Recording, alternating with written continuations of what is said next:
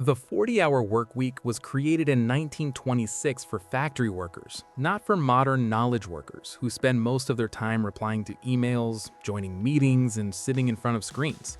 Almost a century later, we are still following the same structure without questioning whether it even fits the kind of work we do today. Deep down, most people already feel something is wrong because you can sit at your desk for 8 hours and still only have a few hours of real, focused productivity. The rest of the time often disappears into meetings, messages, and pretending to stay busy even when actual progress is minimal. This system didn't start as a problem. In fact, before the 40-hour week, workers in factories used to work 60 to 80 hours a week under extremely harsh physical conditions. When labor movements pushed for change, Henry Ford introduced the 40-hour work week in 1926 after noticing that productivity dropped after long hours of physical labor. It made sense at the time because it was based on manual work, where physical exhaustion was the main limit.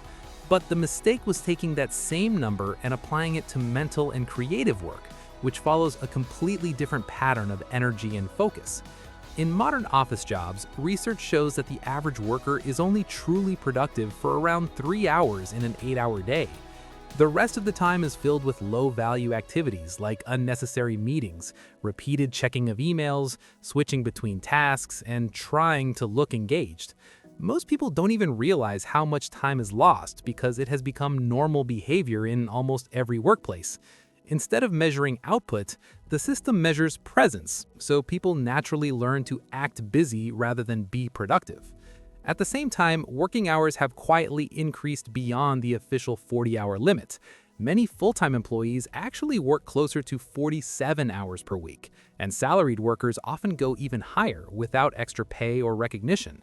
This creates a situation where people are both overworked and underproductive at the same time, not because they are lazy, but because the system is inefficient by design.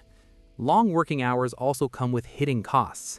Studies show that mental health begins to decline around 39 hours of work per week, which is very close to the standard we consider normal. For many people, especially those with responsibilities at home, the workday doesn't end after office hours. It continues with unpaid labor like childcare, cooking, and household tasks, making the overall load even heavier.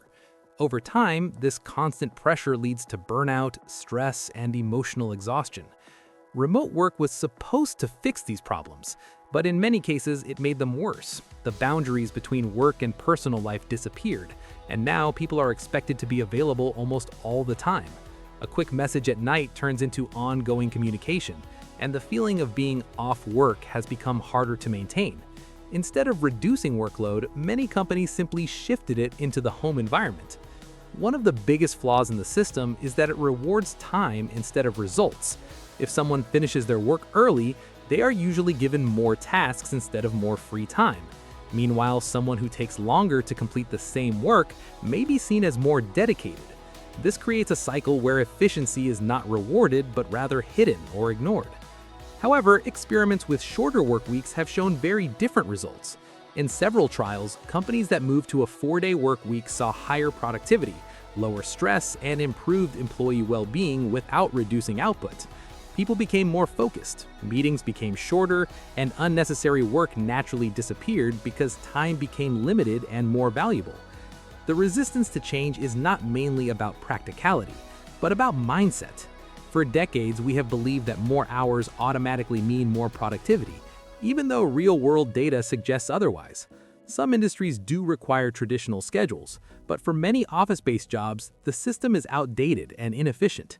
The real question is no longer whether we can change the 40-hour work week, but why we are still holding on to it when the evidence clearly shows there are better ways to work.